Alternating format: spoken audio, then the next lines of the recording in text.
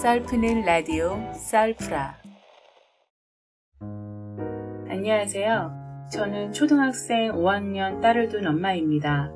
지방 변두리에서 맞벌이로 일하고 있고요. 딸아이는 사교육 하나 없이 혼자서도 열심히 공부하고 특별히 잔소리를 안 해도 자기 할 일은 스스로 알아서 하는 모범적인 아이예요. 그래서 학교 담임선생님께서도 많이 예뻐해 주시는 편이고 생활 통지표에도 전 과목 매우 잘함을 받는 기특한 딸입니다. 그런데 몇 달 전 강남 사시는 시부모님께서 아이를 위해 학군을 이쪽으로 옮기는 건 어떤지 한번 생각해 보라고 하시더라고요. 좀 있으면 중학생이 될 텐데 미리 와서 적응도 하고 강남에 있는 학원도 좀 보내보라고 권유를 하셨어요. 저희 시어머님은 교장선생님까지 하시다 작년에 퇴임하셨고 시아버님은 현재 교육청에서 장학사로 근무를 하고 계세요. 내년에 퇴직을 앞두고 계시고요. 그래서 학구열이 굉장히 높으시고 하나뿐인 손녀딸에 대한 관심과 사랑이 많으신 거죠. 다행히도 시어머니께서는 강남으로 이사를 오면 당장 집을 알아봐 주시겠다고 하셨고 학원비까지는 시부모님께서 대주시겠다고까지 말씀을 해주셨어요. 만약 강남으로 이사를 가게 되면 저는 퇴직을 해야 하는 상황이라 신랑 혼자서 외벌이를 해야 되는데 사실 걱정은 좀 되었죠.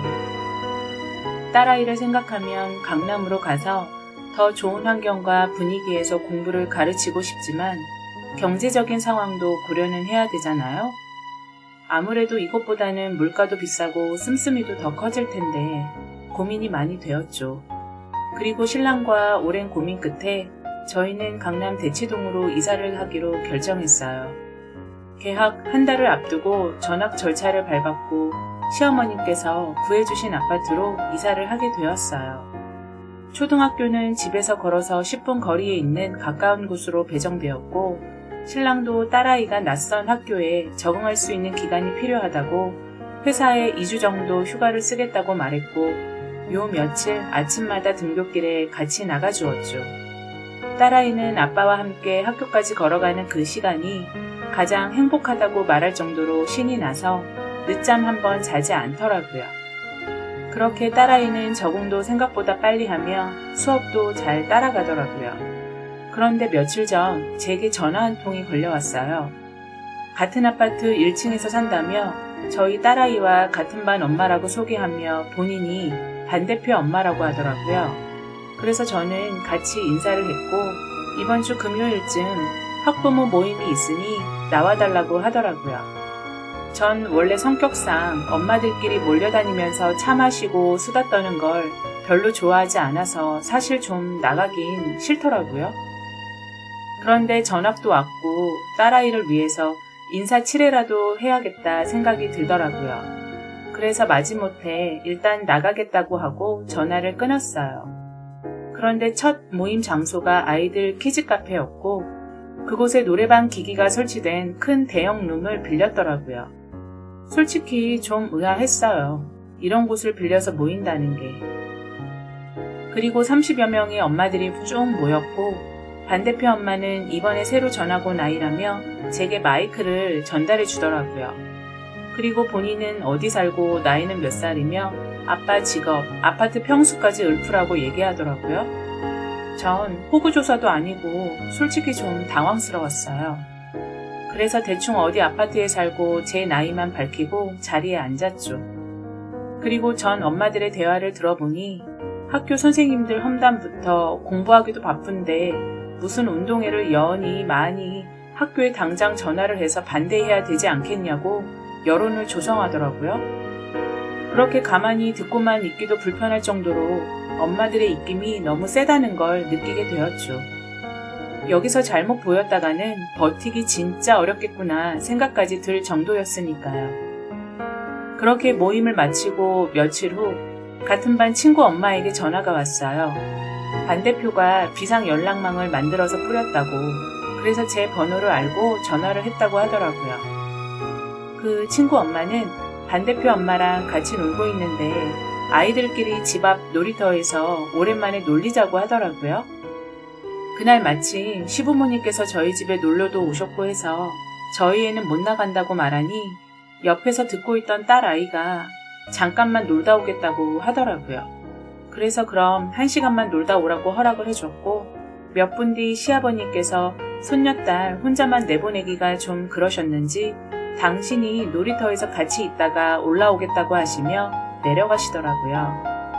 그렇게 1시간이 훌쩍 넘게 2시간 가까이 놀다가 아이와 아버님은 집에 들어오셨어요. 그리고 맛있는 저녁을 먹고 있던 찰나 반대편 엄마에게 전화가 오더라고요.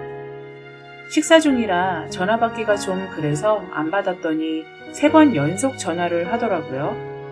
그래서 무슨 중요한 일인가 싶어 전화를 받았어요.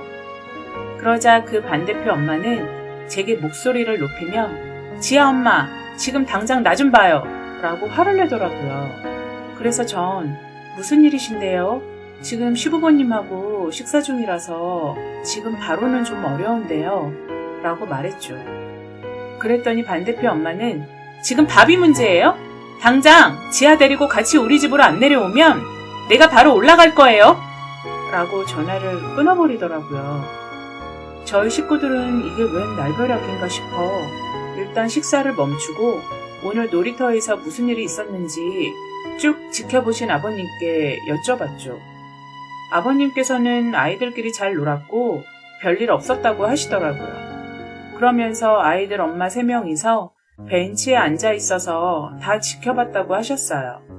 그래서 전 좀 의아했지만 지아를 데리고 일단 반대편 엄마 집으로 내려갔죠.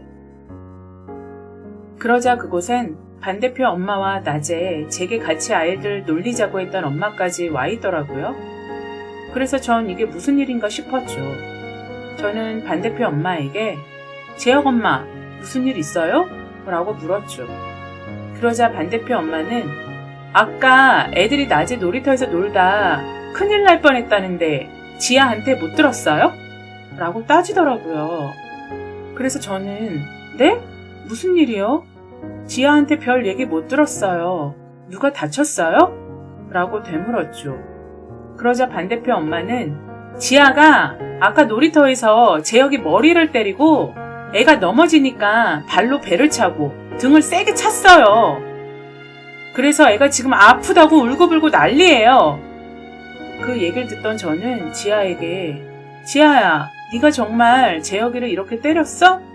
네가 발로 차고 머리를 때렸냐고 라고 저도 목소리를 높였어요. 그러자 지아는 엄마, 나는 안 때렸어요. 재혁이랑 같이 놀지도 않았는데 전 때린 적 없어요 라며 눈물을 글썽글썽 거리더군요. 그래서 전 너무 당황스러웠고 반대편 엄마에게 혹시 무슨 오해를 하고 계신 건 아니신지 저희 애가 친구를 그렇게 때려본 적도 없는 아이고 그렇게 과격하게 난폭한 아이는 아니라고 말했죠. 그러자 같이 있던 그 친구 엄마가 제게 지아 엄마, 내가 이런 말까지는 안 하려고 했는데 내가 쭉 지켜봤어요. 지아가 재혁이 마구 때리는 거 애들 조폭도 아니고 세상에 어떻게 그렇게 심하게 발로 차고 머리를 때릴 수가 있어요?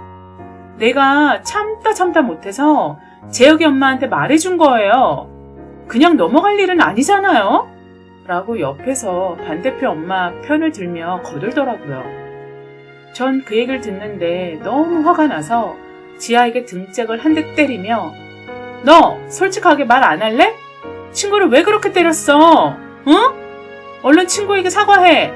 라고 다그치니 지아는 계속 울먹거리면서 자긴 때리지 않았다고 정말이라고 믿어달라며 울더라고요. 전 이 상황을 어떻게 해결해야 될지 너무 막막했어요.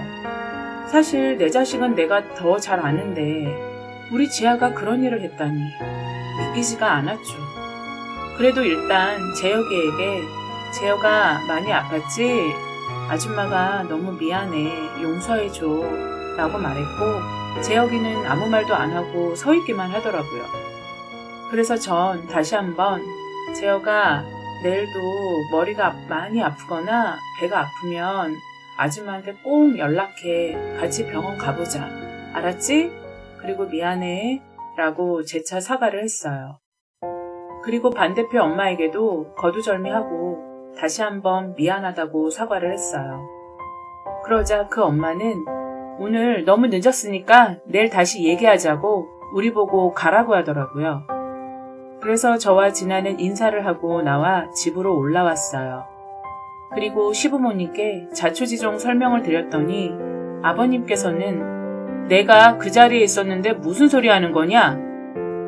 내가 지아 노는 거 하나하나 다 지켜봤는데 지아가 그 아이를 그렇게 때렸다고? 그런 일은 없었다 라고 단호하게 말씀을 하시는 거예요. 전 너무 화가 났어요.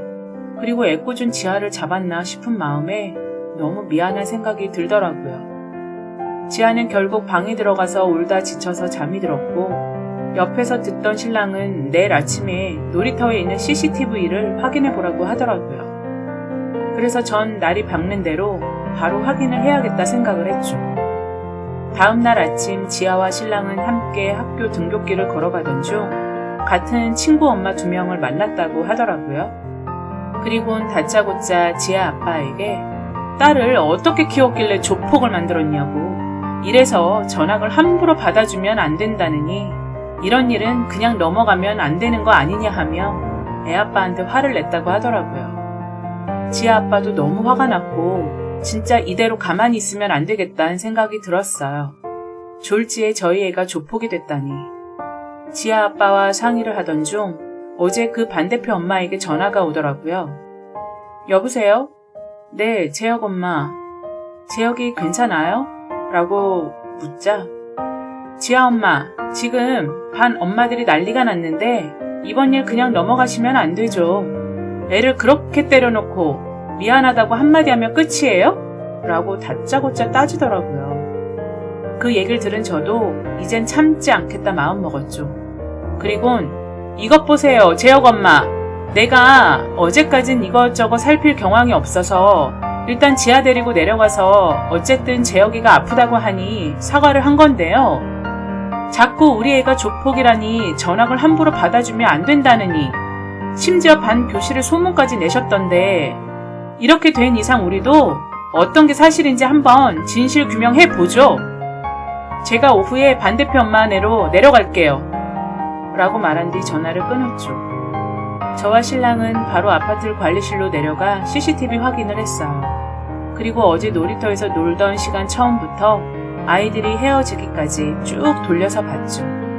2시간 가까이 놀았기 때문에 한참을 앉아서 돌려보았고 신랑은 CCTV 영상을 핸드폰으로 녹화했어요.